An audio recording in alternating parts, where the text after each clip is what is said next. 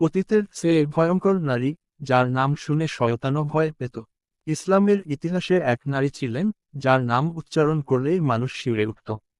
তিনি হলেন উম্মে জমিল, যাকে কুরআন নিজেই ঘোষণা করেছে জাহান্নামের অধিবাসী। তার আসল নাম ছিল আরওয়া বিনতে হারব। তিনি ছিলেন আবু সুফিয়ানের বোন এবং মক্কার অন্যতম ধনী ও শক্তিশালী ব্যক্তি আবু লাহাবের স্ত্রী।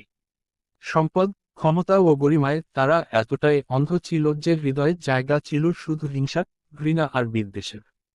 বিশেষত রাসূলুল্লাহ সাল্লাল্লাহু আলাইহি ওয়াসাল্লাম এর প্রতি ইসলাম বিরোধিতার প্রথম জোট।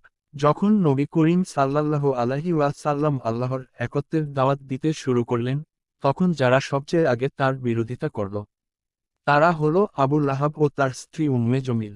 আবু লাহাব চিৎকার করে বলেছিল, তোর ধ্বংস হোক হে মুহাম্মদ। আর উম্মে জমিল, তার জিহ্বা আগুনের মতো। সে গুজব, বিদ্বেষ, অপবাদ আর মিথ্যার বিষ ছড়িয়ে দিল পুরো মক্কায়, যাতে মানুষ ইসলাম থেকে দূরে সরে যায়। প্রতিদিনের নোংরা ও নিকৃষ্ট কাজ। প্রতিদিন ভোর হলে উম্মে জমিল শুকনো কাঠ কাটা কুড়িয়ে আনত।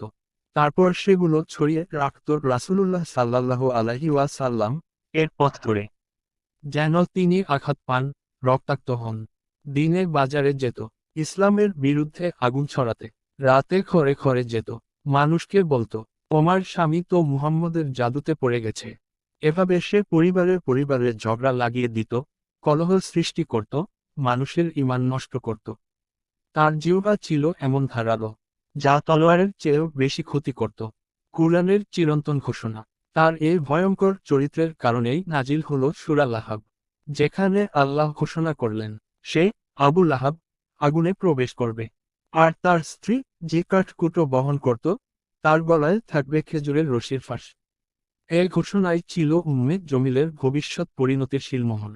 নবী সাল্লাল্লাহু আলাইহি ওয়াসাল্লাম এর সামনে থেকেও দেখতে পেল না। এই সূরা নাজিল হওয়ার পর উম্মে জমিল পাগলের মতো রাগে ফুঁপিয়ে উঠল।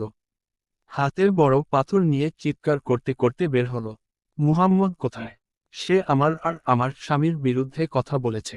সে দৌড়ে পৌঁছে গেল মসজিদুল হারামে, যেখানে নবী সাল্লাল্লাহু আলাইহি ওয়াসাল্লাম ও আবু বকররা বসেছিলেন।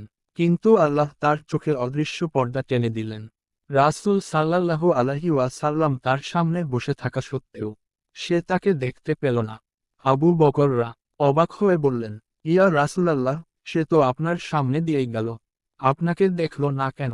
রাসূল সাল্লাল্লাহু আলাইহি ওয়াসাল্লাম বললেন, আবু বকর, আল্লাহ আমার ও তার মাঝে পর্দা করে দিয়েছেন। এভাবেই আল্লাহ তার প্রিয় নবীকে